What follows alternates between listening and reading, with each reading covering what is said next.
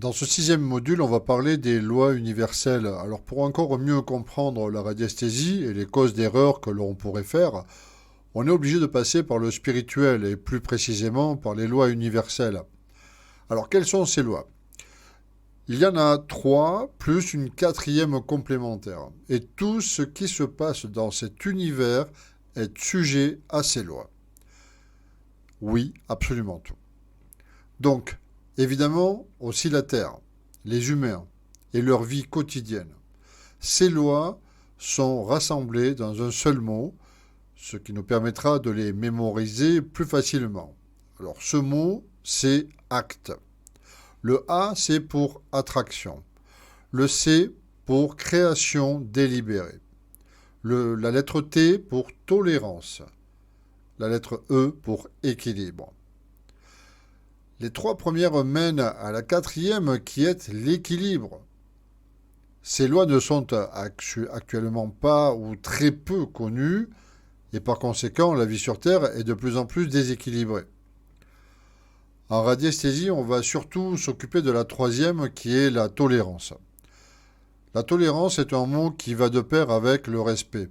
Le respect d'une personne et de tout ce qui existe dans l'univers. Alors c'est un must pour faire de la radiesthésie correctement, sous peine de faire des erreurs, pour enregistrer éventuellement de fausses informations. Cette loi ne peut pas être forcée, et si malgré tout vous tentez quand même d'obtenir des informations qui pourraient nuire à quelqu'un ou à vous-même, vous pouvez être sûr ou presque sûr que les réponses seront inutilisables. Je vais vous donner un premier exemple. Si vous voulez savoir où se trouvent des personnes disparues, alors il faut qu'une personne proche, que ce soit un parent, frère, sœur, vous demande de chercher où il ou elle se trouve. Si vous cherchez par vous-même où se trouvent ces personnes, que ce soit par curiosité ou pour aider dans le but de bien faire, vous ne respectez pas leur vie privée. Et de ce fait, les réponses risquent d'être erronées. Il va sans dire que si vous le faites pour nourrir votre ego, le fameux moi je sais où il se trouve, ou pour vous rendre intéressant, cela ne fonctionne pas non plus. Donc, pour bien faire de la radiesthésie, il faut deux mots.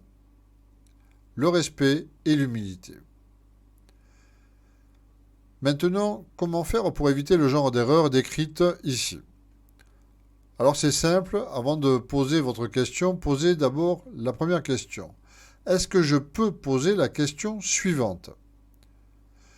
Si la réponse est oui, alors vous pouvez y aller et la réponse sera déjà à 95% exacte. Si la réponse est non, malheureusement pour vous, ou pour votre ego, entre guillemets, cela ne sert à rien de poser votre question, car la réponse sera sûrement fausse. Voilà, à partir d'ici, vous voilà déjà bien armé pour faire de la radiesthésie. Dans les chapitres suivants que je vais moi détailler, on va voir ensemble quels éléments plus complexes dont il faut tenir compte également.